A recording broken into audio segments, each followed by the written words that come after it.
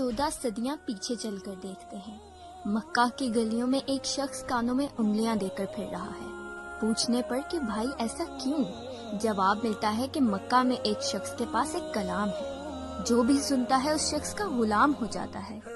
یہ بتاتے ہوئے بھی اس کے ذہن میں خیال آتا ہے کہ کیوں نہ میں بھی سنوں، آخر اس سحر انگیز کلام میں ایسا کیا ہے؟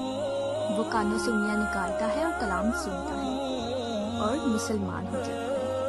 13-14 صدیاں گزرنے کے بعد کہ جب دنیا مکمل بدل چکی ہے، فرانس کے اندر جدید آلات سے لیس لیبارٹری کے اندر فرعون کی لاش کے ٹیسٹ کیے جا رہے ہیں۔ تجربات سے ملنے والی انفارمیشن اور پھر قرآن میں موجود انفارمیشن کو ہم آہنگ پا کر ڈاکٹرز کی اس ریسرچ ٹیم کا ہیڈ ڈاکٹر مارس مسلمان ہو جاتا ہے۔ ایک لمبی فہرست ہے لوگوں کی کہ جو قرآن کو پڑھ کر مسلمان ہو رہے ہیں۔ مگر سوال یہ ہے کہ کیا ہم نے کبھی قرآن کو کھول کر پڑھا؟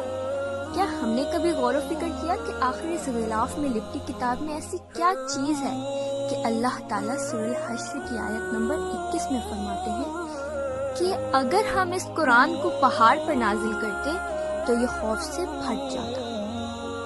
یہ کتاب صرف علماء کے لیے نہیں، نہ ہی کسی خاص گروہ کے لیے، یہ کتاب آپ کے لیے، میرے لیے، دنیا کے ہر شخص کے لیے نازل کی گئی ہے۔ یہ کتاب خوبصورت سے غلاف میں لپیٹ کر کمرے کے سب سے اونچے شیلف پر سجا کر رکھنے کے لیے نہیں نازل کی گئی، بلکہ یہ ہماری ہدایت کے لیے نازل کی گئی ہے۔ اس میں میرا اور آپ کا ذکر ہے۔ سورۃ الانبیاء کی آیت نمبر 10 میں اللہ پاک نے فرمایا، یقیناً ہم نے تمہاری جانب کتاب نازل فرمائی ہے جس میں تمہارا ذکر ہے، کیا پھر بھی تم عقل نہیں رکھتے؟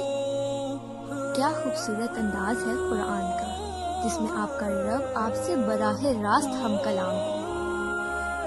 ہم نے اس کتاب اللہ کو کبھی سمجھ کر پڑھنے کا خیال ہی نہیں کیا کہ اس قدر غفلت میں ہے ہم سب۔ آج ہی اٹھے